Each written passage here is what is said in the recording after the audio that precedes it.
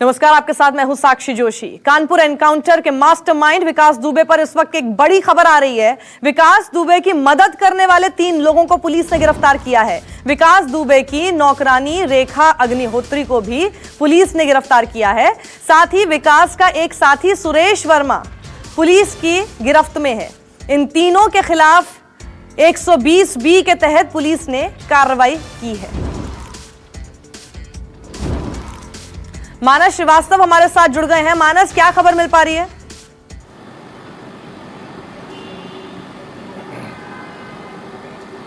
देखिए, लगातार पुलिस की छापेमारी जारी है और जैसे जैसे सुराग मिलते जा रहे हैं उन लोगों को, जो लोग इस घटना में प्रत्यक्ष या अप्रत्यक्ष रूप से शामिल थे, उनको गिरफ्तार किया जा रहा है।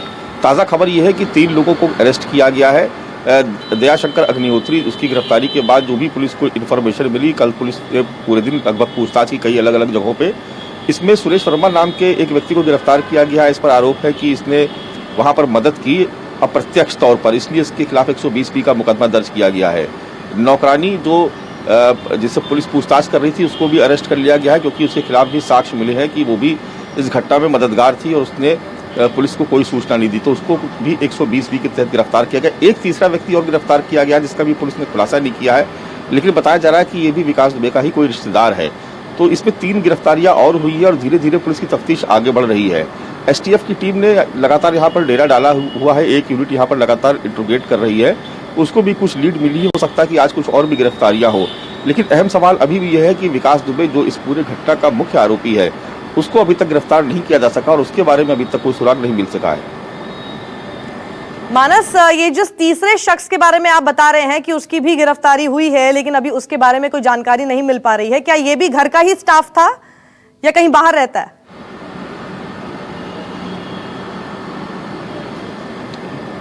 नहीं, ये उस वक्त घर पे मौजूद नहीं था, लेकिन ये इस पर आरोप ये है कि इसको जानकारी थी और इसने भी इस पूरे घटनाक्रम में मदद की है, तो इसको पुलिस ने गिरफ्तार किया है। अभी चूंकि बहुत डिटेल नहीं आ पाई है, क्योंकि अभी कुछ देर पहले सूचना मिली कि 3 गिरफ्तारियां हुई हैं। पुलिस ऐसा जानकारी मिली कि पुलिस अभी भी इंट्रोगेट कर रही है, तो निश्चित तौर पर थोड़ी देर में इसकी भी जानकारी हो जाएगी और ये भी पता चल जाएगा कि किस तरह की भूमिका इस तीसरे शख्स की थी। ऐसा माना जा रहा है या इस तरह की जानकारी मिल रही है कि ये भी विकास दुबे का ही रिश्तेदार है और बहुत करीबी रिश्तेदार है। मानस, पुलिस इस बारे में क्या सोच रही है? जांच आखिर किस दिशा में पहुंची है कि विकास दुबे किन इलाकों में हो सकता है? क्योंकि जाहिर सी बात है कि बहुत दूर तो भागा नहीं होगा।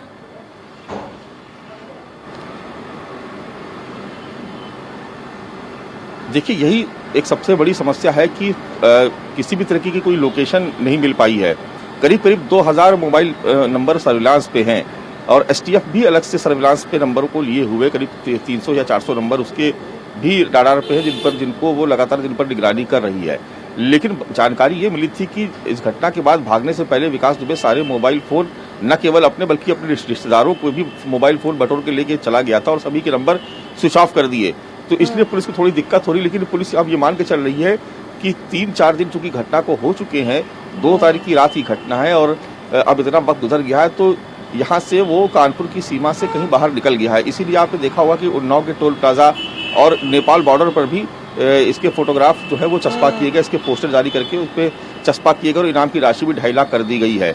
अब पुलिस अलग अलग जिलों में जहाँ भी इसके छुपे होने की संभावना हो सकती है, वहाँ पर पुलिस डेरा डाले हुए है और ये कोशिश कर रही है कि शायद किसी पब्लिक के, किसी जनता के द्वारा कोई इसको सूचना मिल सके, तो इस दिशा में भी काम कर रही है। और यही एक वजह है कि इनाम 50,000 से पहले 1 लाख और फिर एक ही दिन बाद 2.5 लाख रुपए इनाम कर दिया गया। जी मानस, बने रहिए आप हमारे साथ।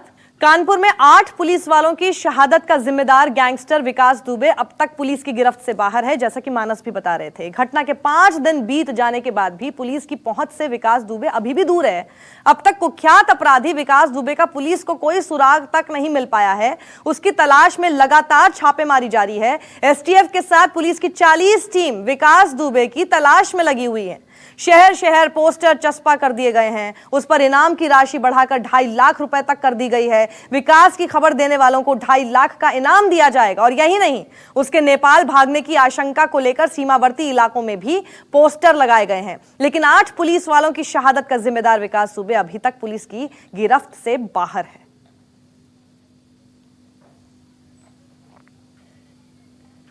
और देवेंद्र मिश्रा की चिट्ठी को लेकर एक बड़ा खुलासा हुआ है। खबर के मुताबिक विकास दुबे और पुलिस कनेक्शन की देवेंद्र मिश्रा की वो चिट्ठी एसएसपी ऑफिस में नहीं मिल रही है।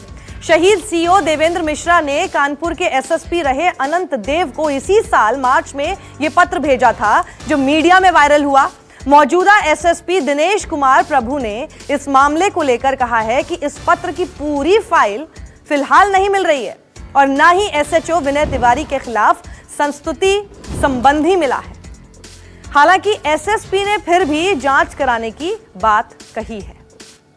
मानस श्रीवास्तव हमारे साथ बने हुए हैं। मानस, एक ऐसी चिट्ठी मार्च में लिखना जो आज सबसे बड़ा कांटा बन सकती है, उसकी पूरी फाइल गायब हो जाना बहुत ही अजीब लगता है।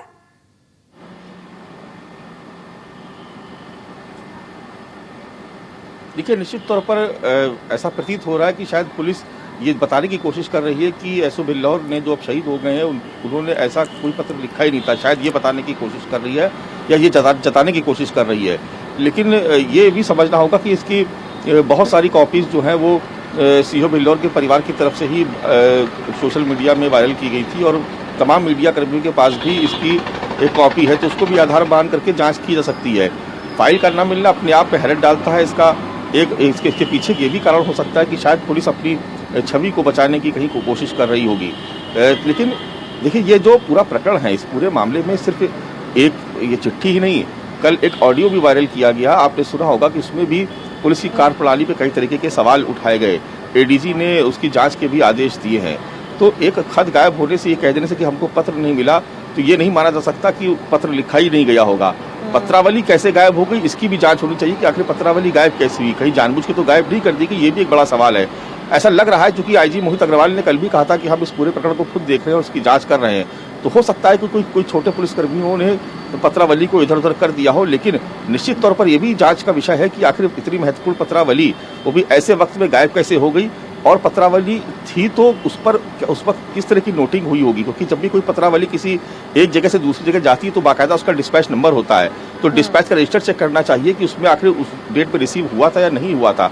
तो बहुत सारी ऐसी चीज़ें हैं जिनके जरिए पुलिस को ये पता लगाना कि पत्रावली कहाँ पर है, किस किस जगह से होकर गुजरी है, किस किस डेस्क से होकर गुजरी है, क्योंकि सब पर नोटिंग होती है। तो पुलिस के लिए कोई बहुत बड़ा काम नहीं, इसका आसानी से पता लगाया जा सकता है। साक्षी, बिल्कुल मानस, नजर बनाए रखें आप। फिलहाल शुक्रिया हमारे साथ जुड़ने के लिए। और कानपुर कांड से जुड़ी शहीद सीओ देवेंद्र मिश्रा की चिट्ठी को लेकर सूत्रों के हवाले से बड़ी खबर सामने आई है। इस मामले में कानपुर के एसपीपी रहे और एसटीएफ के मौजूदा डीआईजी अनंत देव तिवारी की भूमिका की भी जांच होगी। इसकी जिम्मेदारी एडीजी कानपुर जोन को दी गई है। अपनी चिट्ठी में शहीद सीओ देवेंद्र मिश्रा ने एसएचओ विनय तिवारी की शिकायत की थी, लेकिन आरोप है कि डीआईजी ने शिकायत की अनदेखी की थी। जांच होनी चाहिए और डिपार्टमेंट भी पूरी सपोर्ट में है और हम लोग की सपोर्ट कर रहा है। तो बस मुझे उन पे मुझे उन पे विश्वास है, ट्रस्ट है कि हाँ वो ढूंढ निकालेंगे जिसने भी ये किया है। और हमारे साथ अशोक तिवारी जुड़ गए हैं। अशोक, आखिर इस चिट्ठी को लेकर क्या बातें सामने आ रही हैं? क्योंकि ये तो कहा जा रहा है कि उन्होंने शिकायत की थी लेकिन अनदेखी भी हुई। देखिए, सबसे अहम सवाल ये है कि कल जब शहीद सीओ की बेटी ने वो चिट्ठी सार्वजनिक की और उस दौरान उसने ये बयान दिया कि पापा के तमाम सारे जो रिकॉर्ड थे वो चेक किए उन्होंने और उनके मौसा ने मिलकर, और उसके बाद ये चिट्ठी सार्वजनिक की।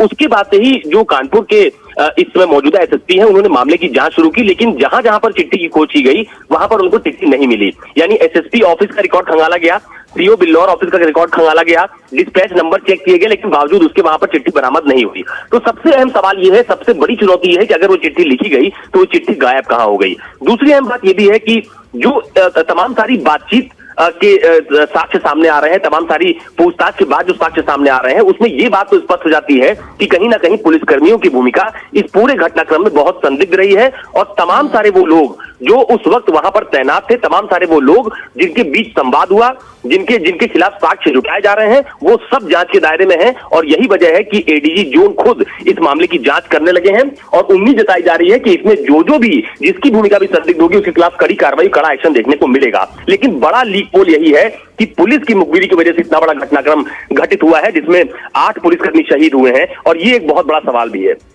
बिल्कुल अशोक, शुक्रिया हमारे साथ जुड़ने के लिए।